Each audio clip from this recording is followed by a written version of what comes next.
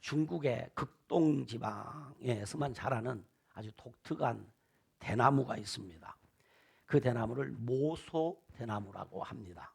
그런데 이 모소 대나무의 씨앗인데 지금 여러분이 화면을 보고 있는 것이 이런 씨앗인데 사실 이보다 더 작습니다. 그런데 화면이기 때문에 좀 키웠습니다. 이 씨앗을 심어 놓으면 씨앗이 싹이 트고 농부들이 계속 정성껏 돌보면 이제 싹이 납니다. 그때 이 싹이 나는데 싹이 돋은 후에 4년 동안 이 싹이 얼굴만 살짝 보이고 자라지를 않습니다.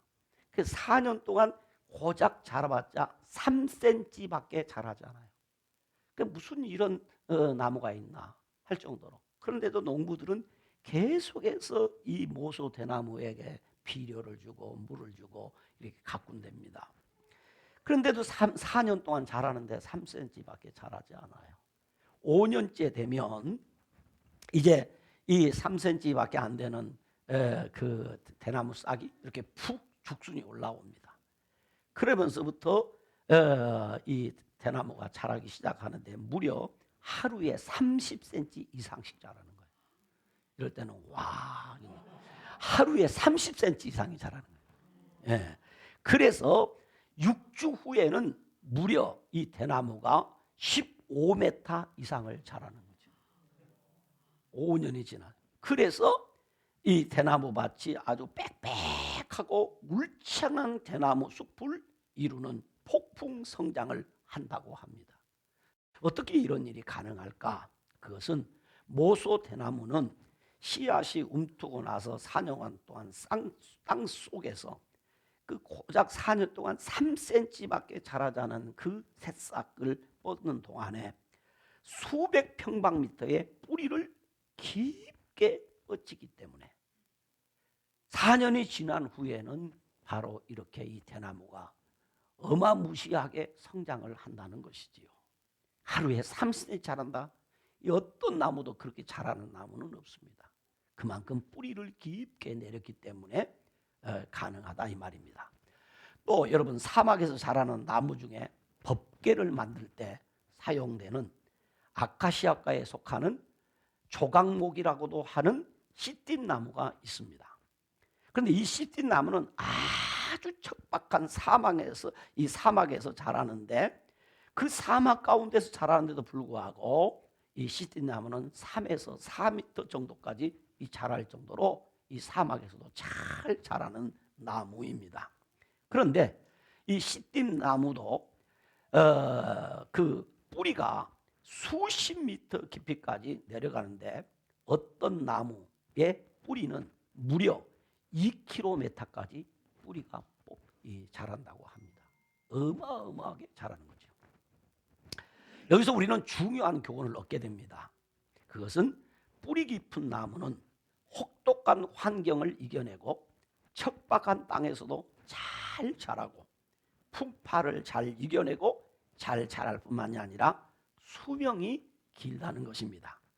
바로 나무가 이렇게 울창하게 자라. 우리나라에는 나무가 오래가면 저절로 쓰러지고 스스로 고사되는 이유가 무엇인가 하면 뿌리를 깊게 내리지 못하기 때문이라는 것이죠. 나무만 그럴까요? 아닙니다. 사람도 그렇고 역사도 그렇습니다. 신앙은 더더욱 그렇습니다.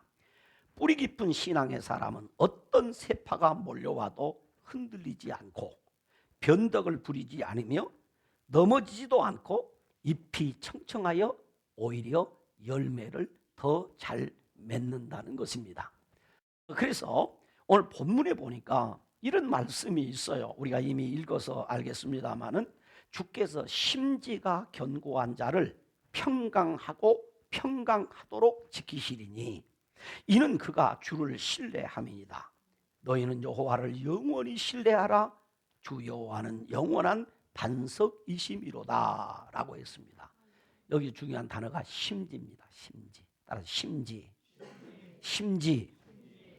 요즘 젊은이들은 이 심지 그러면 그렇게 쉽게 와닿는 단어가 아닙니다. 그러나 저와 같은 세대 혹 저보다 앞선 세대에 계신 분들은 이 심지가 굉장히 중요하다는 것을 압니다. 원래 이 심지라는 말은 등잔, 여러분 보십니까? 화면에 보이죠? 여기 보이네요. 이거 여러분 키고 살았습니까?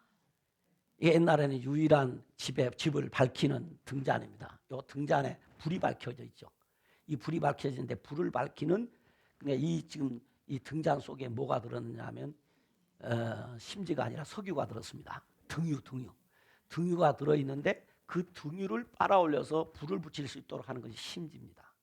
그런가 하면 조금 여기서 발전된 남포등이라는 게 있습니다. 참, 이 등은 밖에 갈 때, 외출할 때 들고 다닐 수 있고 이 바람 부는 곳에서 켤 수 있는데 여기 지금 불을 밝히는 것도 지금 등유를 넣어서 심지를 꽂아 넣어서 불을 붙이는 이때 우리가 쓰는 게 심지라고 합니다. 근데 이 아까 나오는 그 등에 심지를 넣는데 심지가 견고하지 않으면 이 불이 나와서 그름이 나오거나 그러면 뚜껑을 착 열어서 탁 치면 그 심지의 높낮이를 조절할 때 이렇게 탁 쳐서 조절하는데 심지가 견고하지 않으면 탁 치면 어떻게 됩니까? 꺼지는 게 아니라 폭 빠져버립니다. 심지가 폭 빠져버려요. 그러니까 불이 발시할 수가 없어요. 그러면 심지가 폭 빠져버리면 이게 복잡해집니다. 석유 속에 등 속에 들어가 버린 거죠. 심지가 튼튼해야 돼. 견고해야 돼. 그러면 견고하면 살쳐도 살짝만 들어가고 그래서 불의 이 밝음을 조절할 수 있는 거예요. 그때 쓰는 말이 심지가 견고하다. 그래서 이때 쓰는 말이 심지란 말이죠. 그러니까 보통 헌것 같은 것으로 이렇게 해서 만들거든요. 그런데 이 사전적인 뜻을 제가 찾아봤더니 심지란 말의 사전적 의미는 마음속에 품은 뜻 이렇게 사전적 뜻을 해놨어요. 그런데 이 성경에 심지라고 쓰고 있는 히브리어의 뜻을 찾아봤더니 그 원문에는 마음가짐이나 의도를 일컫는 말로 원래 이 심지라는 이 말은 형성하다라는 의미의 동사에서 유래한 명사로서의 마음에 형성된 계획 혹은 의향, 목적 등을 의미한다. 이렇게 그 히브리어의 뜻을 찾아보았더니 그렇게 해놨어요. 그래서 제가 여러 성경 이 버전들을 좀 살펴보았습니다. 이 본문 말씀을 어떻게 해석을 해놨는가, 어떻게 번역을 했는가를 좀 살펴보았더니 여기 견고한 자, 심지가 견고한 자라는 말을 이렇게 번역을 했습니다. 표준 세번역 성경은 늘 한결같은 마음을 가진 사람 그런 말이에요. 그런가 하면 공동번역 성경은 마음이 한결같은 사람 그런 말이에요. 쉬운 성경을 보았더니 주를 믿고 따르는 사람 이렇게 번역을 해냈습니다. 현대어 성경을 또 이렇게 보았더니 항상 주님을 의지하는 사람 그 사람이 심지가 견고한 사람, 이 견고하다. 항상 주님을 의지하는 사람이란 말이었어요. 그 다음에 히브리어를 직역해 놓은 성경이 있는데 그 성경을 또 찾아보았더니 굳건한 의지를 가진 자라고 번역을 했습니다. 킹제임스 버전을 보았더니 생각을 굳게 고정시킨 사람이라고 번역을 했습니다. 이 모든 번역을 종합해서 제가 좀 해석을 해보면 이렇게 해석을 할 수가 있겠습니다. 심지가 견고한 사람이라는 말의 뜻은 헛된 우상에게 눈을 돌리지 않고 오직 하나님만을 섬기는 것을 말하며 바다 물결처럼 이리저리 요동하지 아니하고 어떠한 유혹과 시련에도 타협하거나 굴복하지 않고 오직 여호와 하나님만을 신실하게 의지하는 삶을 사는 사람, 이 사람을 두고 심지가 견고한 사람이다 라고 한다는 이야기입니다. 그렇게 제가 해석을 해봤어요. 이런 의미라면 그러니까 마음가짐이나 의도가 어떤 경우에도 흔들리지 아니하고 한결같은 사람, 언제 어디서나 일관되게 하나님만을 의지하는 사람을 두고 심지가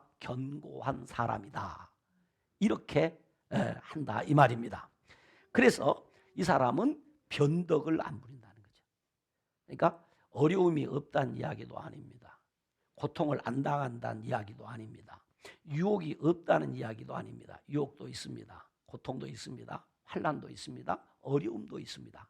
그럼에도 불구하고 그 어려움 가운데서도 다른 데 눈 돌리지 않고 낙심하지도 않고 포기하지도 않고 변덕도 안 부리고 일편단심으로 여호와 하나님만을 신실하게 의지하며 사는 사람, 이런 사람이 우리 알곡교회 성도들입니다. 아멘. 그래서 오늘 저는 설교 제목을 심지가 견고한 성도, 한번 따라해. 심지가 견고한 성도. 심지가 견고한 성도. 그러면 심지가 견고한 성도는 어떤 사람일까 하는 것이죠. 어떤 성도가 심지가 견고한 성도인가 이 말이죠. 심지가 견고한 성도는 단순히 성격이 완고하고 고집스러운 것을 말하는 것은 아닙니다. 단순히 지조가 있고 변덕스럽지 않는 상태만을 말하는 것도 아닙니다. 본문에서 말하는 심지가 견고하다라는 말은 하나님만을 굳게 붙잡고 의지하는 신앙의 상태, 하나님만을 굳게 붙잡고 의지하는 그 마음의 상태를 말합니다. 하나님을 향하여 흔들리지 않고 굳건한 믿음을 가진 성도, 그 성도가 심지가 견고한 성도입니다. 그러므로 심지가 견고한 성도는 첫째는 하나님만을 신뢰하고 하나님 중심의 신앙생활을 하는 성도입니다. 본문 4절이 그럽니다. 너희는 여호와를 영원히 뭐하라? 신뢰하라. 주 여호와를 영원한 반석이심이로다. 하나님을 영원히 신뢰하는 성도, 그 성도가 심지가 견고한 성도입니다. 그러므로 심지가 견고한 성도는 어떠한 환경, 어떠한 상황 가운데서도 영원한 반석이 되시는 하나님을 영원히 신뢰하고 하나님 중심의 신앙생활을 하는 성도입니다. 불에 타버리는 반석은 반석이 아닙니다. 물에 떠내려가는 반석도 반석이 아닙니다. 영원히 믿고 신뢰할 수 있는 반석은 갈라지지도 아니하고 폭파되지도 않고 녹아져 새하지도 않는 반석, 그 반석은 바로 여호와 하나님입니다. 그러므로 여호와 하나님은 우리의 영원한 만세 반석이십니다. 그래서 우리는 그 하나님을 영원히 신뢰하며 살 수 있다 이 말이에요. 그러므로 견고한 성도는, 이 견고한 성도, 심지가 견고한 성도는 하나님을 나의 반석이라고 믿고 노래하는 성도가 심지가 견고한 성도입니다.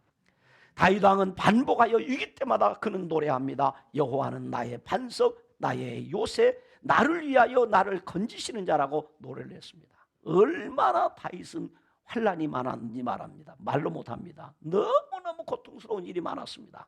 그럼에도 불구하고 다윗은 여호와는 나의 반석이라고 믿고 그 반석 대신 하나님만을 의지하고 살았어요. 그래서 성경에 보면 이랍니다. 다윗은 어떤 삶을 살았느냐? 점점 강성해지는 삶을 살았다. 하나님이 점점 강성하게 해주셨다는 거예요. 다시 말하면 점점 잘되게 해주셨어요. 그래서 이스라엘 역사 가운데 다윗 시대처럼 나라가 부강하고 왕권이 강한 시대가 없었어요. 왜? 하나님께서 심지가 견고한 다윗 왕에게 그런 복을 주셨어요. 두 번째는 하나님의 말씀의 뿌리를 깊게 내리고 성경 중심의 신앙생활을 하는 성도입니다. 시편 1편 2절에 보면 복 있는 사람은 오직 여호와의 율법을 즐거워하여 그의 율법을 주야로 묵상하는도다 라고 했습니다. 그렇습니다. 시냇가에 심은 나무와 같이 심지가 견고한 성도는 하나님의 말씀의 뿌리를 깊게 내리고 그 말씀을 주야로 묵상하며 말씀 중심의 신앙생활을 하는 성도입니다.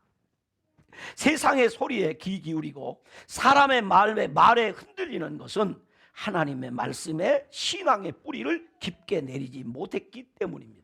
그러므로 성도는 하나님의 말씀인 성경을 읽어야 하고 성경을 배워야 합니다. 그리고 그 배운 말씀, 그 읽은 말씀에 순종하여 살아야 합니다. 그래야 우리의 신앙의 뿌리가 말씀에 깊게 내릴 수 있습니다. 신앙의 뿌리가 말씀에 깊게 내려야 성경 중심의 신앙생활을 할 수 있습니다. 세 번째는 교회의 머리 대신 그리스도 안에 뿌리를 받고 교회 중심의 신앙생활을 하는 성도입니다. 그래서 우리의 신앙 원리는 하나님 중심, 성경 중심, 무슨 중심? 교회 중심입니다. 이게 그냥 써놓은 게 아니에요. 심지가 견고한 성도는 바로 하나님 중심, 성경 중심, 교회 중심의 신앙생활을 하는 성도란 말이에요. 에베소 5장 23절에 보면 그리스도께서 교회의 머리라고 했습니다.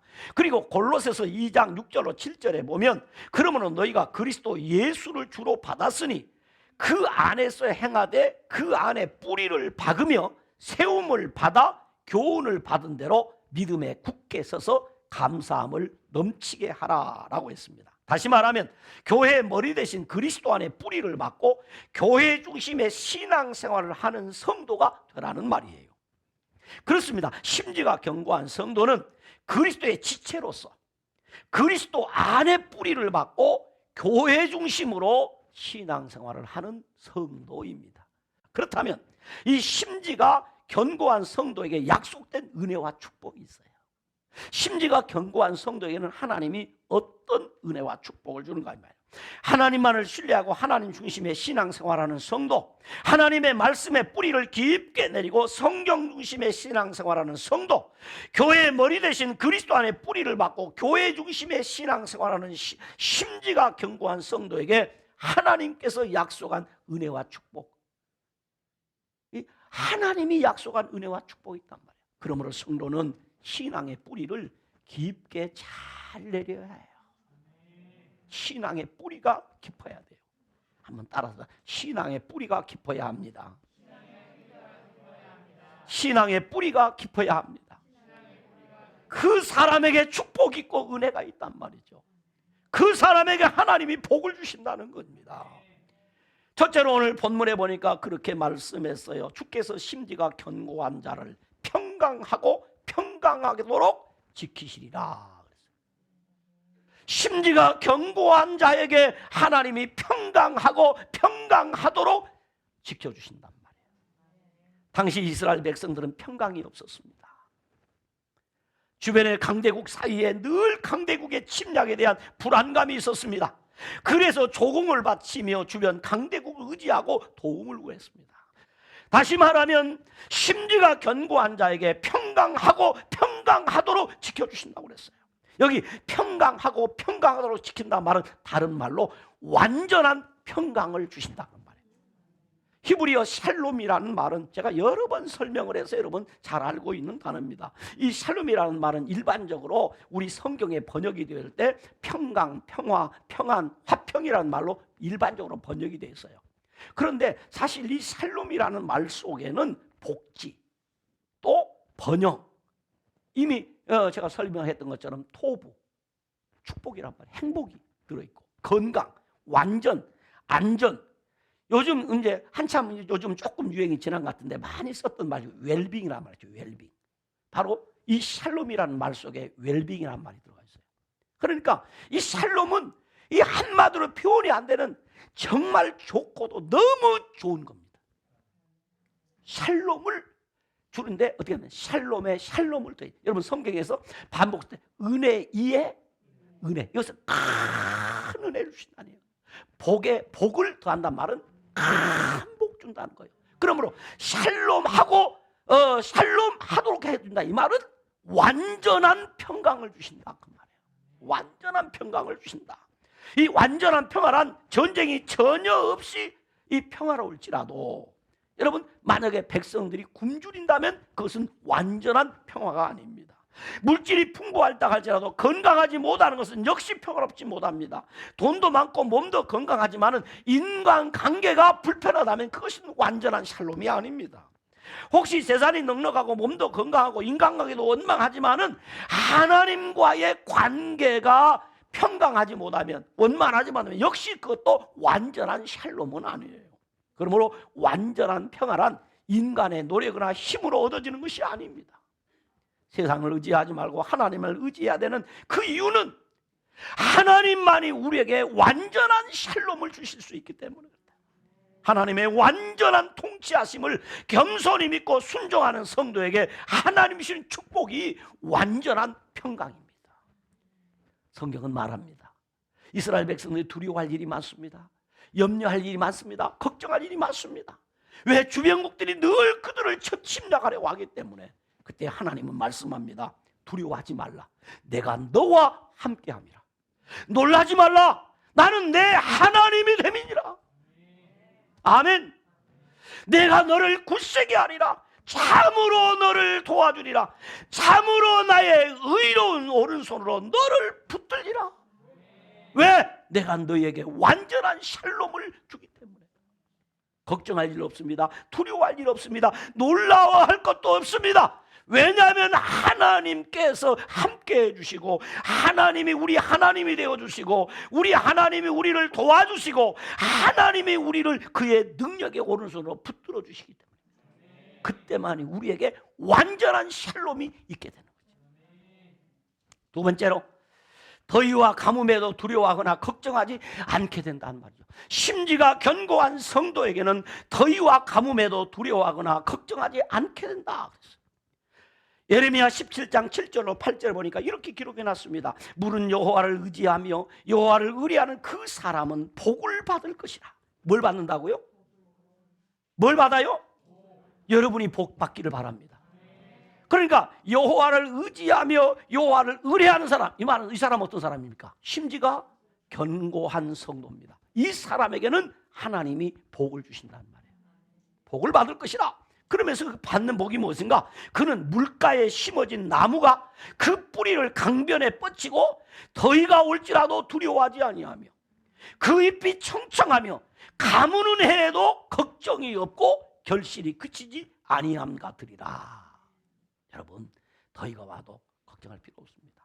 인생에 가뭄이 와도 걱정할 필요 없습니다. 하나님이 계시기 때문에. 여러분 보십시오.